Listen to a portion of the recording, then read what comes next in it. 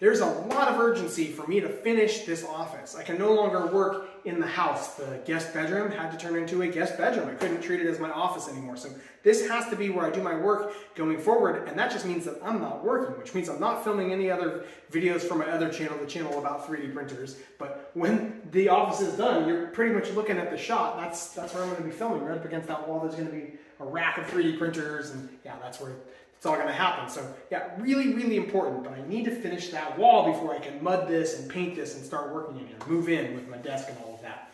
But once again, like I said last week, I can't put that drywall on there until I've got the insulation in the larger pole barn. So that is what that's the hang up. That needs to happen. So as soon as that happens, I can get the office finished. But in order for that to happen, 2 steps forward, 1 step back, I've got to do some electrical work and a bunch of other little fiddly things. So let's get out there in the larger pole barn and get to work.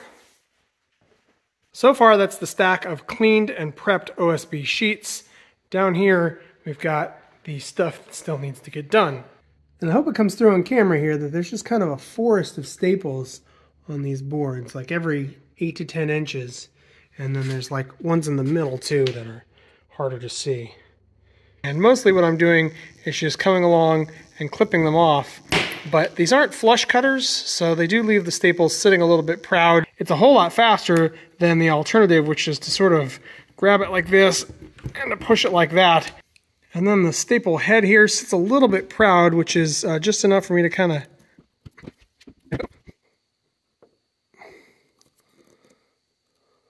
There we go. And then I can work it out. But you can see what a pain that is. So much easier just to clip them from the backside.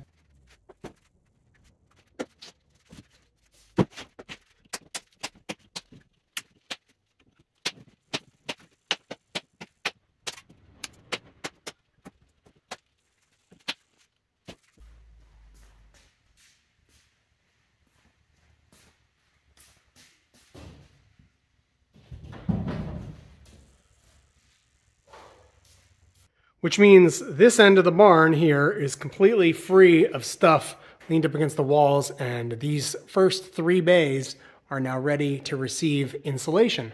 Thanks again to Tecton for sending me these nippers. I'm finding them to be the best tool for the job. These are the ones that I've been using to cut all the copper wiring.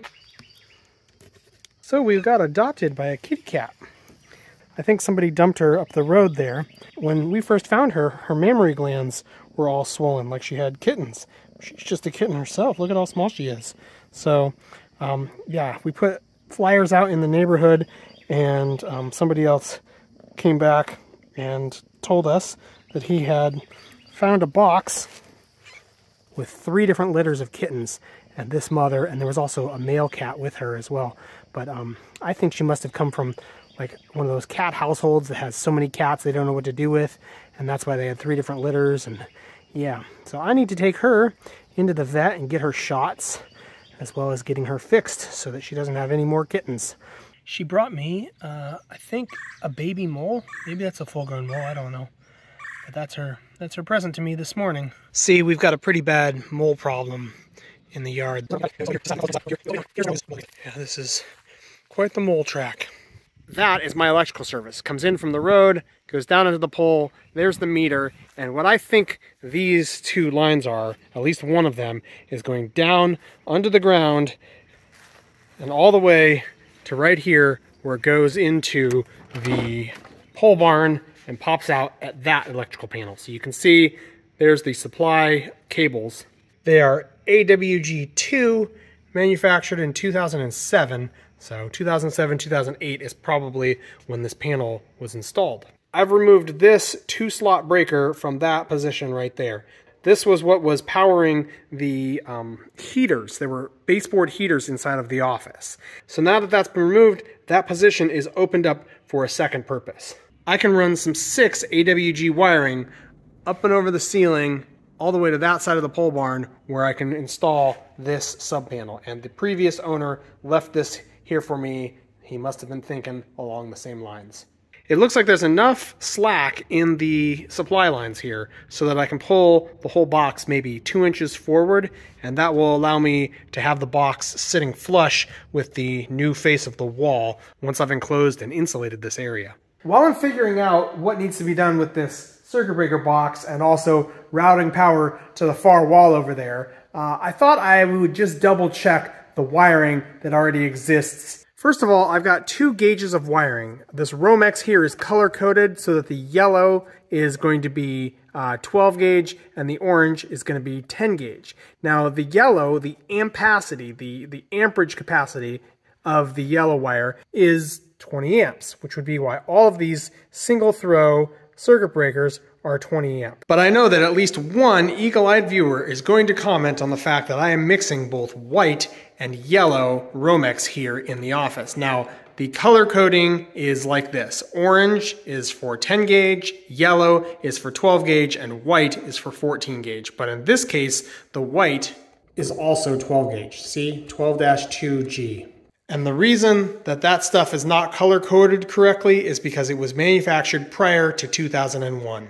So the wiring gauge and the circuit breakers based on the ampacity are all correct, but there's another factor to consider, and that is voltage drop. Now, as far as I can tell, researching on the internet, voltage drop is not included in the code. It's just something that electricians are meant to consider when wiring a building. So what is voltage drop? Basically, if you have a very long run of wire and the temperature gets kind of high, like for instance, if your wiring is touching the outside of your building and the sun is shining on the outside of your metal building and the temperature goes way up, these factors can cause line loss of voltage. So at the farthest reach, your wall outlet will not get 120 volts. And that can be really hard on your electrical appliances or possibly cause my computer to crash, something like that. So how long of a run do I have here? 75 feet. From the circuit breaker box to the farthest receptacle in the office, and that's more than the 50 feet which the typical yellow 14 gauge Romex is good for as far as voltage drop. So how do I solve this problem? I'm going to make use of the fact that the wiring is routed from the circuit breaker panel up and across to those junction boxes up there. You can see the one labeled Office Power currently has a yellow 12 gauge Romex line going to it to supply power to it. If I change that line to be an orange 10 gauge Romex line, then I shouldn't have any voltage drop. Now, you could say that this is a bad idea to mix orange and yellow colors because somebody in the future, not me, could see that orange line and think that that circuit has a higher capacity than the 20 amps which the circuit breaker panel says it has. But the only reason I'm putting the thicker Romex there is to eliminate the voltage drop problem. And near as I can tell, there is no code that says I can't do this sort of a joint that I'm planning on doing. But here's the interesting thing. Even if my wiring, and I don't think it violates code, but even if it did, it doesn't matter because I'm not going to get inspected. I live in the county outside of the city limits, and in counties across the rural South in America, there are no code restrictions. You can build whatever you want. You can wire it however you want. The only code enforcement seems to be septic systems, which is interesting and probably not the best thing, but that's the way it goes. So that length of Romex there needs to be changed from yellow to orange, and I also need to run the 6 gauge aluminum wire from the main panel up and across the ceiling to the far wall there to power the sub panel.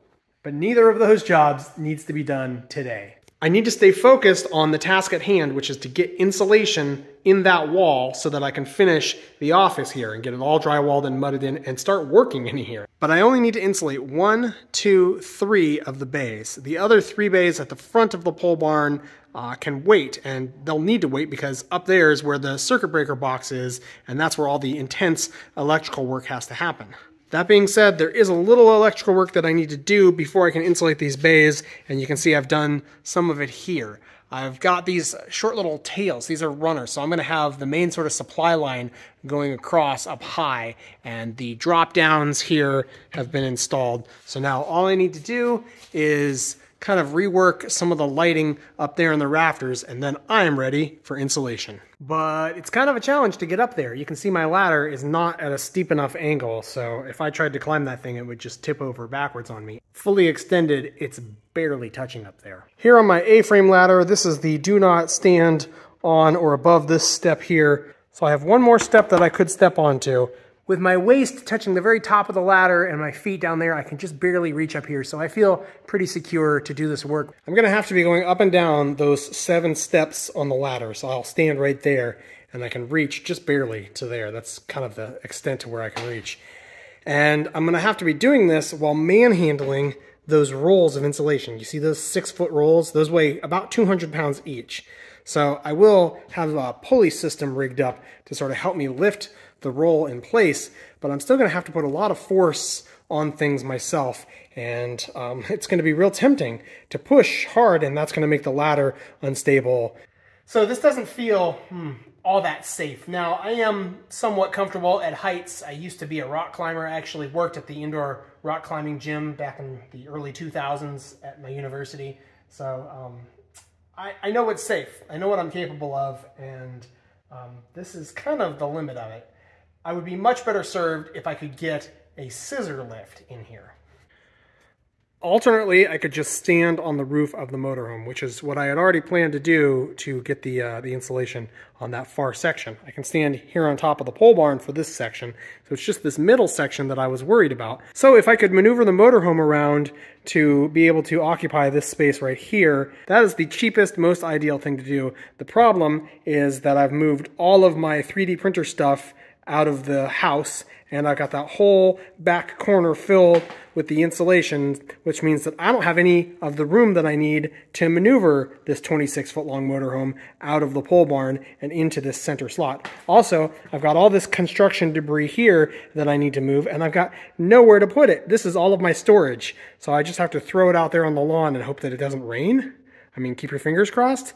This is not ideal. It might just be easier to clear a pathway down the middle here and rent a scissor lift for a day, but that's going to be like $300. Getting good. Bigger bike.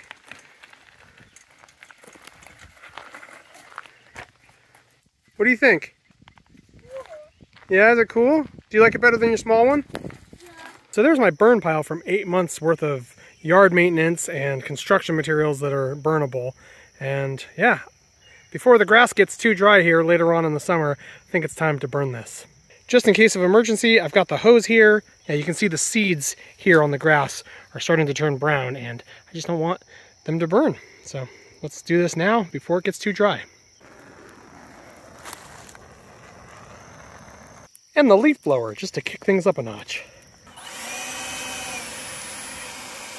A lot of it under the surface is actually like compost, so it's just like wet soil. See it sticking to the stick?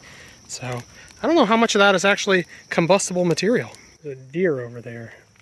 Where? I see him.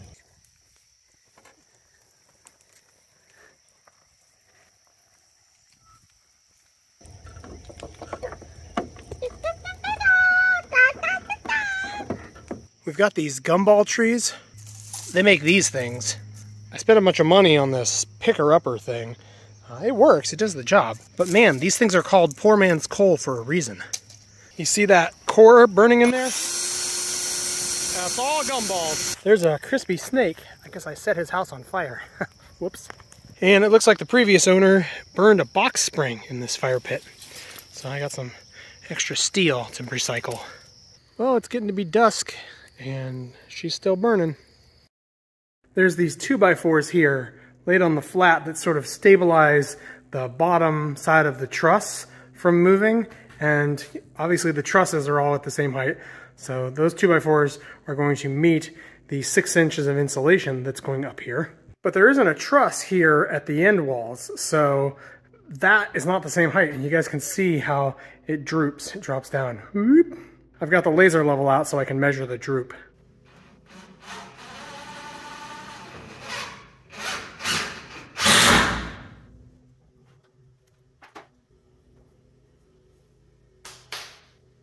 And the solution that I implemented is this 2-inch riser block that holds this member at the correct height. So that plug, that outlet there, with the white Romex going to it also leads to the end lighting here. This is the same circuit, and it's duplicated, mirrored over there at the far end of the pole barn.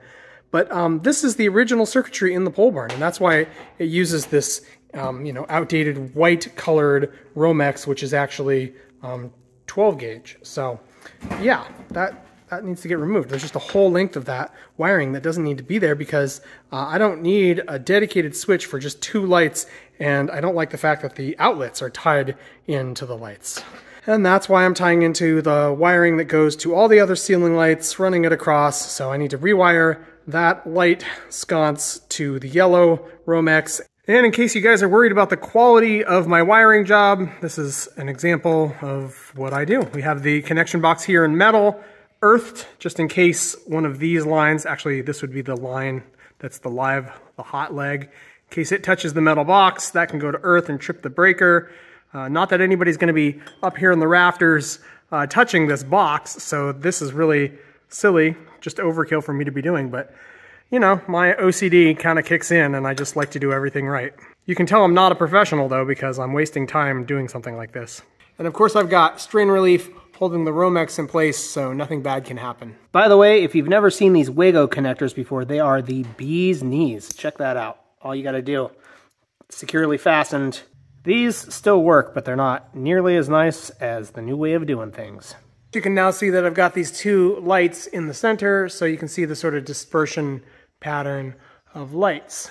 I've added this power cord on a reel up there at the ceiling, which is connected via an orange 12 gauge wire to the circuit breaker box. So that will get me no voltage drop. This is 50 feet long, and that wire itself is probably 30 feet long. Not that having a single saw at the end of this extension cord is likely to be affected by voltage drop, but I just thought I'd do it the right way. It's funny because electrical work as a DIYer involves many minutes, maybe hours even, just sort of staring at a problem and trying to come up with a solution before you do it. And then once you have the solution, it's just fiddly. You know, you're cutting wires, you're trying to bend the wires into just the right shape to fit into boxes, and you're making sure that all the screws are connected and none of the wires can pull out like they're all firmly on there. And it's so time consuming and fiddly, and it's not fun. It's actually kind of meditative in a way. I enjoy the pace of the work, although I could be a lot faster, but it's funny how long it takes and how much brain power you exert to get the electrical work done. All of that is to say that I'm reconsidering my idea of pulling this whole box forward. I'm thinking of leaving it in its current position, removing this door, and creating a whole like insulated door that sits proud, because I have, a good like 2 inches in front of the face here between where the new face of the wall is going to be relative to that. I also have to redo all of this framing. You can see just how like termite rotted and terrible it is. So I've got to redo all the structure in this area anyway. So that's an option. Of course, the original option is still on the table, pulling the whole box forward so that it sits on the outside of the wall. Or at least so that this face here of the electrical box is sitting at the face of the wall. That violates code for sure. All junctions of wiring need to be inside of a junction box. But I'm going to kick that issue down the road and deal with it later. I'm also going to kick the issue of the orange 10 gauge wiring to supply the current from the breaker box here to all of the outlets, all the receptacles in the office. I wanted to do that for the voltage drop so that I'm not going to get flickering lights or inconsistent voltage crashing my computer, something like that. So both of those issues have to do with the wiring here at this end of the pole barn, which I'm not going to get to until I'm done insulating that pole barn and the office is fully finished and all that. So I'm ready to get to insulation as far as wiring goes.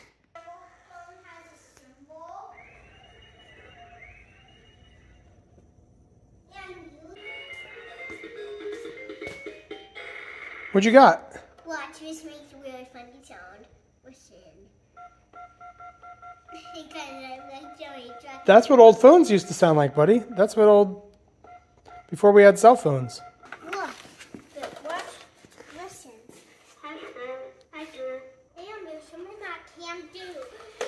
Whoa, it goes up.